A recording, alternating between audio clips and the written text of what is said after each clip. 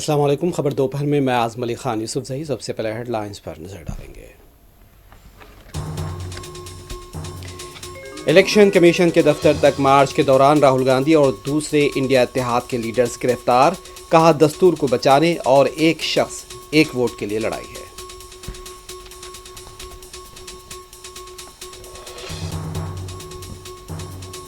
Opposition के मार्च के दौरान अखिलेश यादव ने पुलिस का बैरिकेड फलांग दिया। हुकूमत और इलेक्शन कमीशन के रवैये पर अपोजिशन का शदीद रद्द-ए-अमल।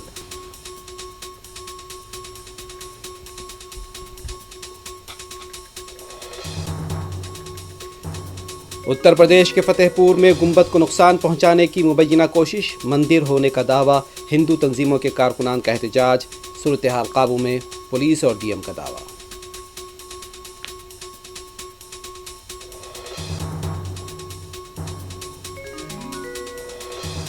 मुल्क में तालीम और सेहत का शोबा आम आदमी की पहुंच से बाहर, वाजिबी होना चाहिए, आरएसएस चीफ का रिमार्क।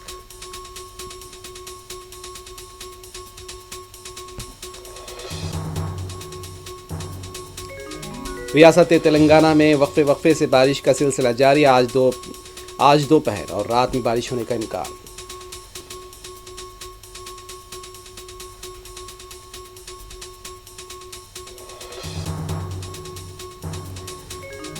स्लम बस्तियों में कचरे की निकासी को बरवक्त यकीनी बनाएं। गफलत और कोताही पर सख्त कार्रवाई का मेयर ने दिया इंतबाह।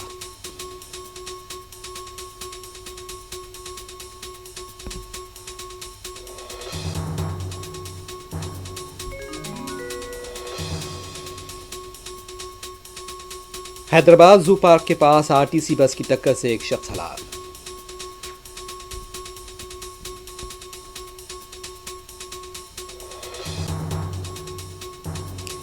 गजा में यहूदी फौज की बदतरीन बर्बरियत, अल जजीरा के 5 सहाफ़ी जाँ बहक। 24 घंटों में 50 से ज्यादा शहादतें।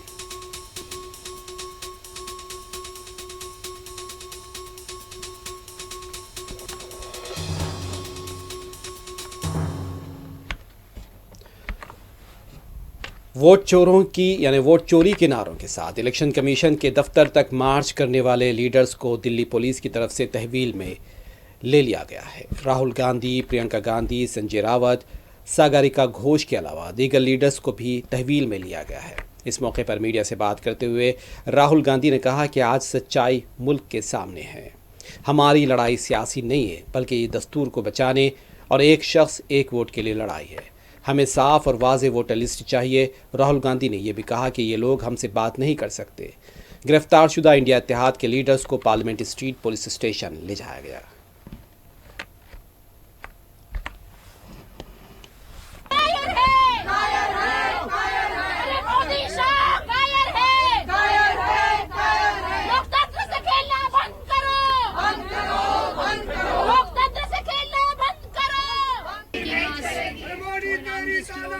नहीं चलेगी, नहीं चलेगी,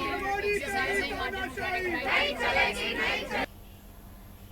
मोदी साहब कायर है, कायर है। मोदी सरकार कायर है, कायर है। वोट चोरी बंद करो, बंद करो, बंद करो।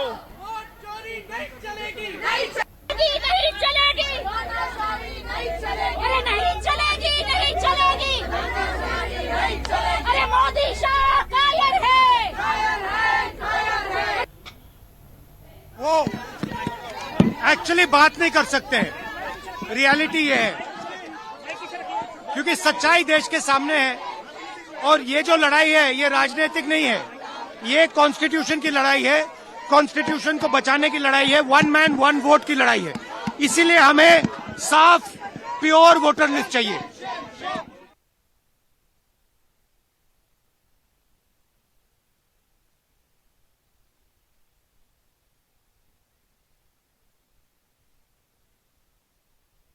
दूसरी तरफ समाजवादी पार्टी के सरबराह और यूपी के साबिक वज़ीर आला अखिलेश यादव इलेक्शन कमीशन के दफ्तर तक मार्च के दौरान बैरिकेड्स को फलांगते देखे गए। पुलिस की तरफ से इंडिया इत्तेहाद के लीडर्स को आगे बढ़ने से रोका जा रहा था। पुलिस और इंडिया इत्तेहाद के लीडर्स के दरमियान धक्का-मुक्की भी देखी गई है।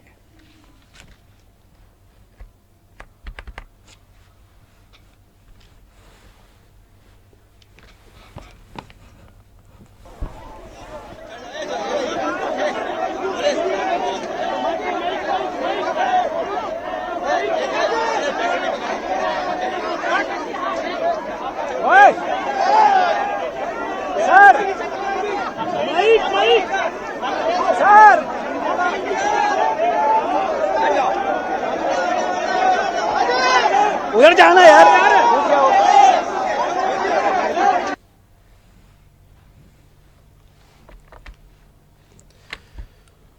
कांग्रेस के कौमी सदर मल्लिकार्जुन खड़गे ने कहा है कि अगर इंडिया इत्तेहाद के लीडर्स को इलेक्शन कमीशन के दफ्तर तक नहीं पहुंचने दिया जाता है तो इसका मतलब है कि कुछ न कुछ गड़बड़ ज़रूर है।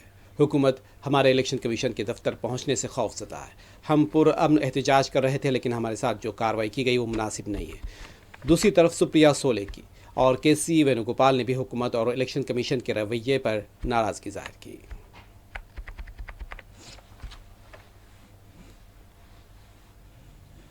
जिस तरह से आप लोग प्रोटेस्ट कर रहे थे, शेम शेम शेम शेम। क्या कहेंगे मैम डिटेल करके पुलिस?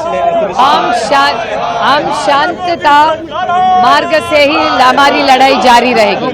तो अब आगे किस तरह से मैम करेंगे? महात्मा गांधी जी को आदर्श मानते हैं, उसी तरह हम आगे लड़ाई करते रहेंगे। मैम क्या 30 लोगों को? Unfortunately, police is not allowing, government is not allowing to march for 30 seconds.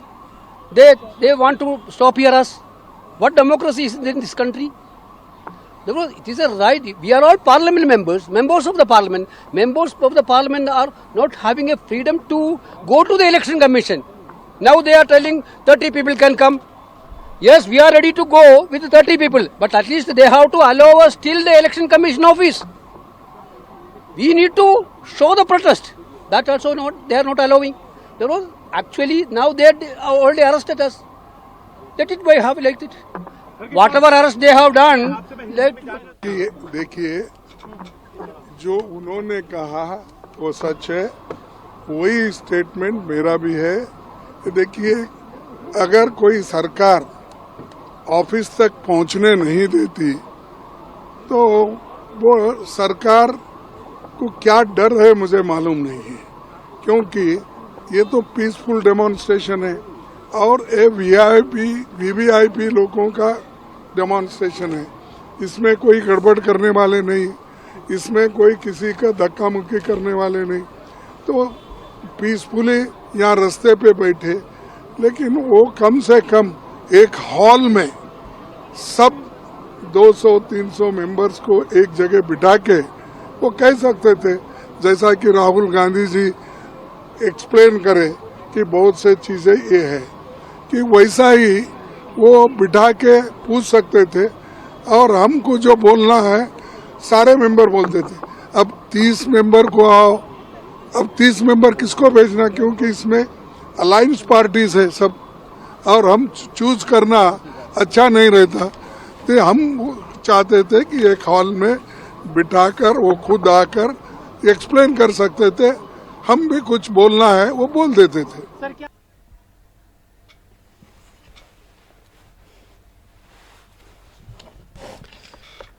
Opposition India इत्तेहाद के इलेक्शन कमीशन के दफ्तर तक मार्च के दौरान टीएमसी की एमपी मैथिली बेहोश हो गई हैं और राहुल गांधी और दूसरे अरकान पार्लियामेंट ने उन्हें उठाकर हॉस्पिटल रवाना किया।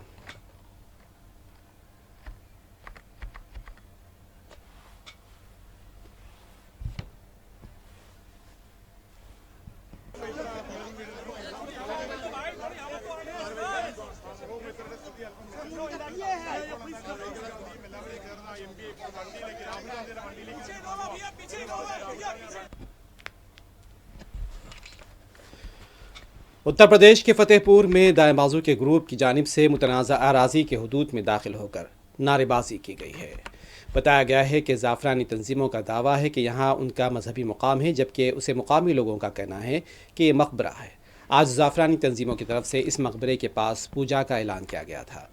दोनों फ़िरक़े के लोग मुकाम वाक़े पर जमा हो गए थे। कुछ लोग यहाँ पर लाठियों के साथ देखे गए। इत्तला मिलते ही फतेहपुर के एसपी भी मुकाम वाक़े पर पहुँच गए।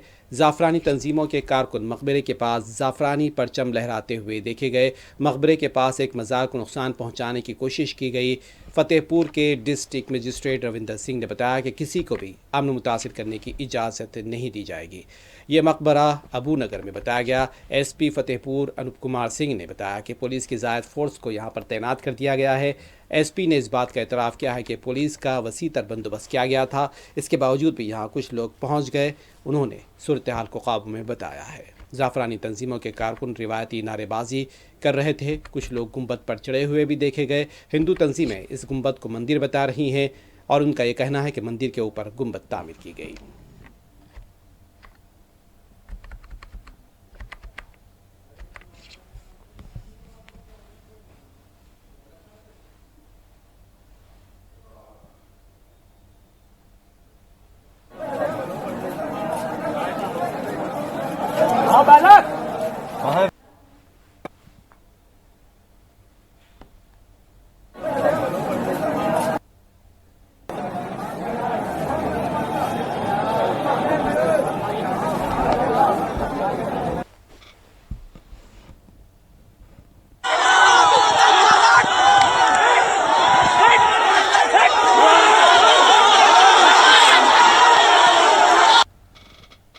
पुलिस को दहशत सलट नहीं था पहले से। देखिए पहले से ही पूरी फोर्स लगाई गई थी, सारी तैयारी थी, लेकिन उसके बाद भी कुछ मुंह पे जा रहे हैं, उनको जो है तुरंत वापस कर दिया गया। सर कुछ हथियार भी मिले हैं?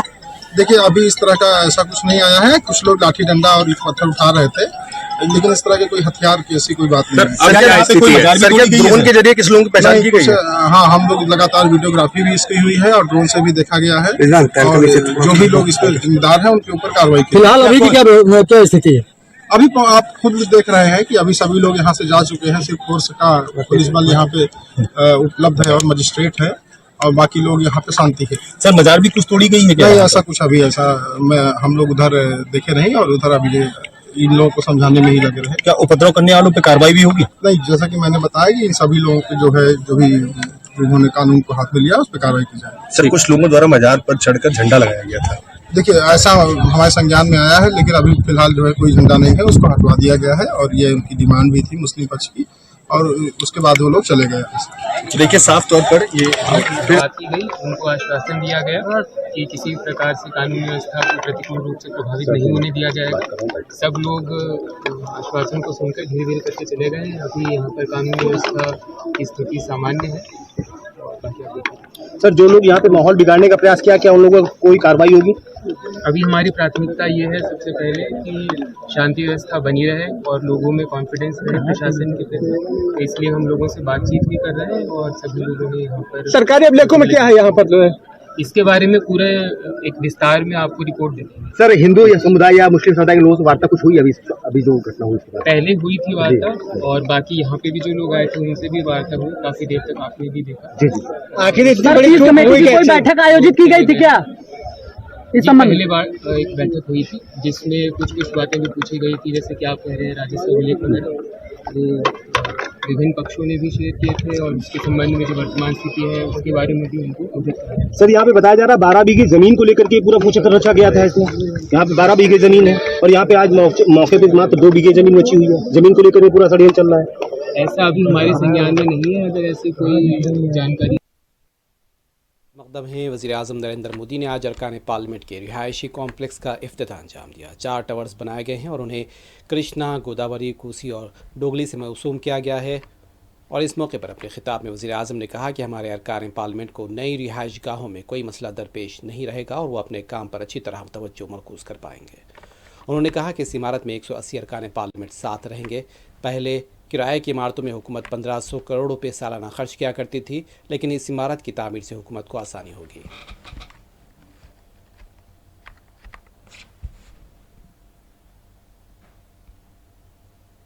साथियों, हमारे सांसद साथी जिस नए आवास में प्रवेश करेंगे,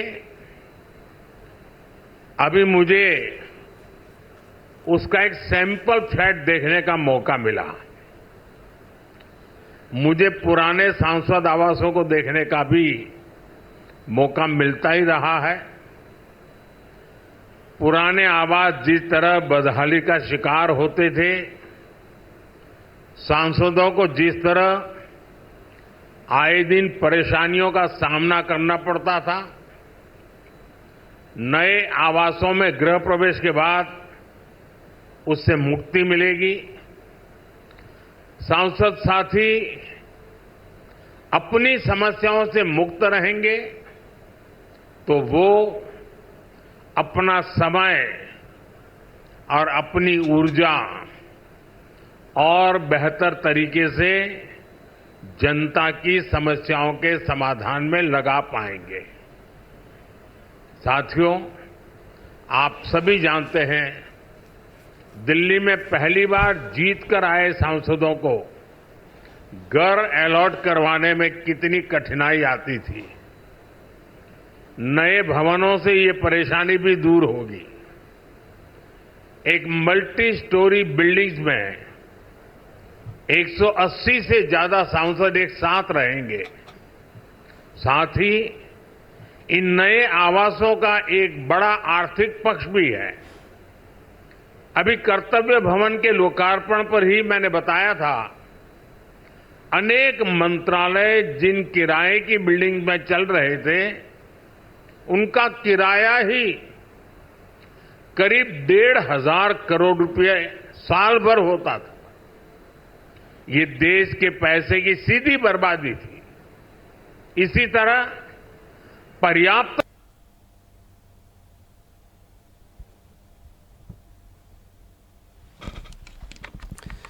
आरएसएस सरबराह मोहन भागवत ने मुल्क में सेहत और तालीम के शोबे को लेकर तंज किया है।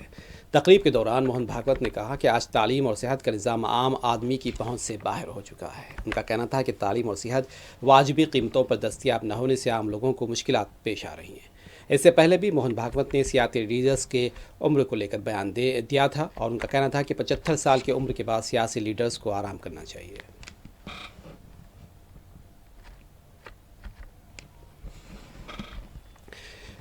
मेयर अजीम तर बल्दिया हैदराबाद जी विजय लक्ष्मी ने मुख्तलिफ स्लम बस्तियों का दौरा करते हुए हिदायत दी है कि इन बस्तियों में सफाई पर खुसूसी तवज्जो दी जाए। मेयर ने पीर की सुबह जोनल कमिश्नर अनुराग जयंती के साथ जुबली हिल्स सर्किल में अम्बेडकर नगर और उदयनगर स्लम बस्तियों का दौरा किया। मेयर ने अहदेदारों को हिदायत दी है कि बारिश के मौसम में मौसमी बीमारियों से बचने के लिए सफाई के प्रोग्राम तेज़ किए जाएं। मेयर ने खबरदार किया कि कचरे की निकासी में गफलत लापरवाही बरतने वाले सफाई अमले के खिलाफ सख्त कार्रवाई की जाएगी। उन्होंने ये भी कहा कि स्लम बस्तियों को तामीराती फुजला फेंकने वालों के खिलाफ भी कार्रवाई की जाएगी। बंजारा हिल्स रोड नंबर 1 पर वाक़ हॉस्पिटल के पास सड़क पर नाले का स्लाब मुनहदिम होने का भी नोट लिया गया। जंगी खतूत पर इसे मुकम्मल करने की हिदायत दी गई है। मेयर के दौरे के मौके पर chief engineer Ratnakar, deputy commissioner और दीगर भी मौजूद थे।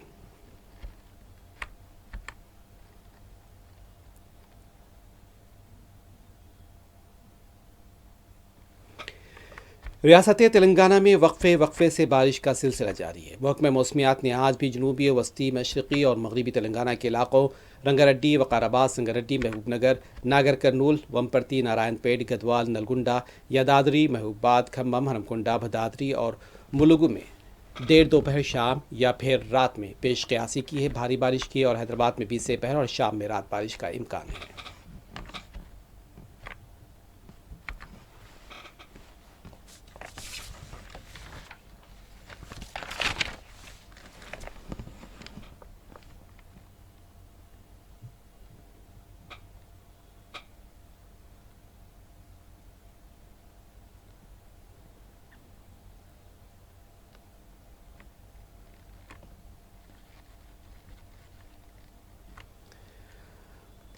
गवर्नमेंट व्हिप आदि श्रीनिवास ने बीजेपी के नए रियासती सदर रामचंद्र राव को शदीद तनकीद का निशाना बनाया है। आदि श्रीनिवास ने कहा कि पार्टी सदर का ओहदा मिलने पर रामचंद्र राव बहुत उछल रहे हैं, जैसे बंदर को नारियल का छिलका मिल गया हो। उन्होंने कहा कि रामचंद्र राव कितनी भी उछल कूद कर लें, तेलंगाना के लोग बीजेपी पर भरोसा नहीं करेंगे। मरकज़ में 400 पार का नारा लगाने वाली बीजेपी 240 नशिस्तों को महदूद होकर रह गई है। तेलंगाना में बीजेपी की कोई परवाह नहीं करेगा। बीजेपी जाली वोटों पर राहुल गांधी के सवालों का जवाब देने से भी कासिर है। राहुल गांधी इलेक्शन कमीशन को बेनकाब कर रहे हैं। अगर दम है तो बीजेपी और इलेक्शन कमीशन इसका जवाब दे। आदि श्रीनिवास ने सवाल किया कि जब इलेक्शन कमीशन पर सवाल उठाए जाते हैं तो बीजेपी क्यों परेशान होती है।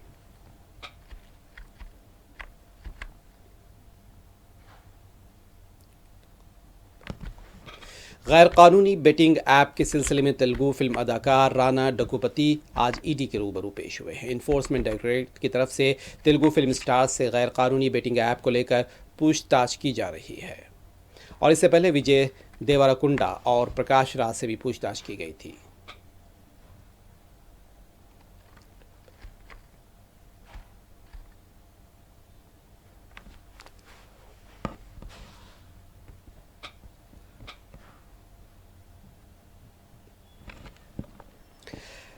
हैदराबाद जू पार्क के पास आरटीसी बस की टक्कर से नामालूम शख्स हलाक हो गया है। इत्तला मिलते ही बहादुरपुरा पुलिस मकाम वाक़े पर पहुंच गई। लाश को पोस्टमार्टम के लिए उस्मानिया हॉस्पिटल मुंतकिल किया गया। महलूक की शनाख्त की जा रही है।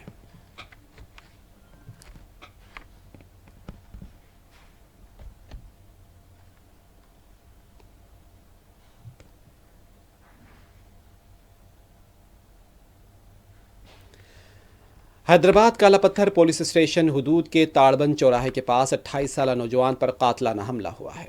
मुतासिरा नौजवान की शिनाख्त यासीन की हैसियत से की गई है। इत्तला मिलते ही काला पत्थर पुलिस मकाम वाक़े पर पहुंच गई। जख्मी नौजवान को हॉस्पिटल मुंतकिल किया गया। इस सिलसिले में मज़ीद तहक़ीक़ात जारी है।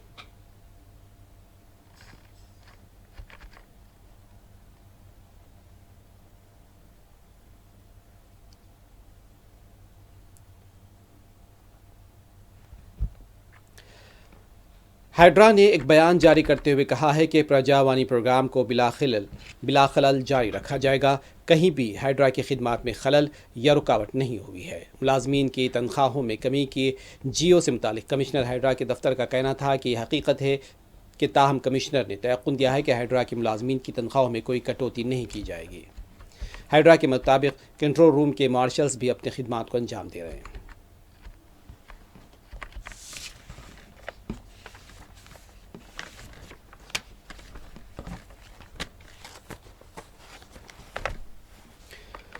गज़ा सिटी पर इजरायली हमले में कतरी न्यूज़ चैनल अल जज़ीरा का सहाफ़ी अनस शरीफ अपने साथियों के बशमूल शहीद हो गया है। गज़ा के अशिफा हॉस्पिटल के डायरेक्टर का कहना है कि अल जज़ीरा के सहाफ़ी अनस अपने 4 साथियों के साथ इजराइल के टारगेटेड हमले में शहीद हुए हैं। अल जज़ीरा न्यूज़ चैनल के मुताबिक 28 साला सहाफ़ी अनस शरीफ उस वक्त शहीद हुआ जब हॉस्पिटल के मरकज़ी दरवाजे पर सहाफ़ियों के लिए लगाए गए खेमे को इजरायली फ़ौज ने निशाना बनाया। रिपोर्ट्स के मुताबिक हमले में अल जज़ीरा के नुमाइंदे मोहम्मद करीकिया और कैमरामैन इब्राहिम ज़ाहिर मोहम्मद नौफल भी शहीद हुए हैं। दूसरी जानिब इजरायली फ़ौज ने इल्ज़ाम लगाया है कि अनस शरीफ हमास सेल के सरबराह थे और इसराइल पर रॉकेट हमलों के ज़िम्मेदार थे। वाज़ेह है कि इजरायली फ़ौज की गज़ा पर बमबारी से अब तक 200 से ज़ायद सहाफ़ी और मीडिया कारकुनान शहीद हो चुके हैं। दूसरी तरफ गज़ा पट्टी पर इजरायली हमलों में मज़ीद 52 फ़लस्तीनी शहीद हो गए और इसराइल के जबरी क़हत के बाद ग़िज़ाई क़िल्लत से अमवात 100 बच्चों समेत 217 हो गई है।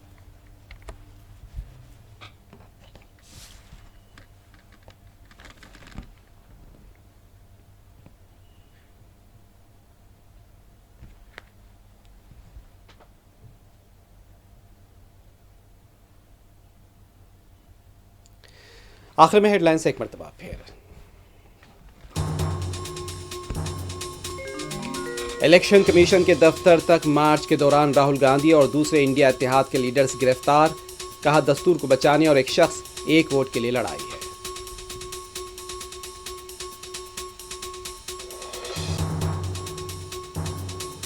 अपोजिशन के मार्च के दौरान अखिलेश यादव ने पुलिस का बैरिकेड फलांग दिया। हुकूमत और इलेक्शन कमीशन के रवैये पर अपोजिशन का शदीद रद्द-ए-अमल।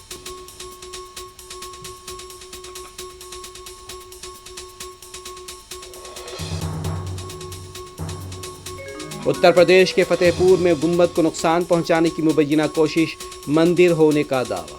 हिंदू तंजीमों के कारकुनान का एहतजाज, सूरत-ए-हाल काबू में, पुलिस और डीएम का दावा।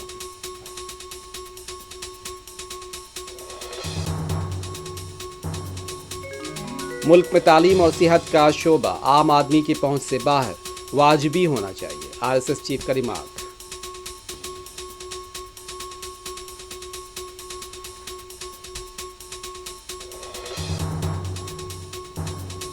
रियासत तेलंगाना में वक्फे से बारिश का सिलसिला जारी। आज देर दोपहर और रात में बारिश का इम्कान।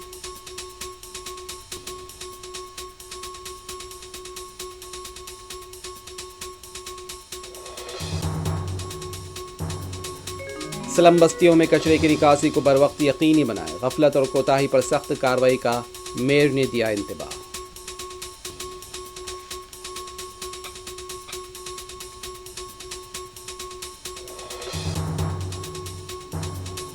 हैदराबाद जू पार्क के पास आरटीसी बस की टक्कर से एक शख्स हलाक।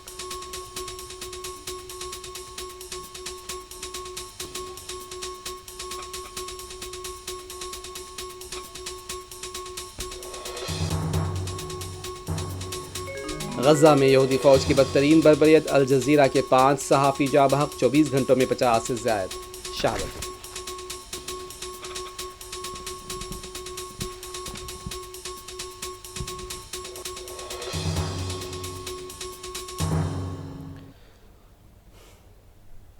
खबर दोपहर में बस इतना ही। आज़म अली खान यूसुफ ज़ई को दें इजाज़त। खुदा हाफिज़।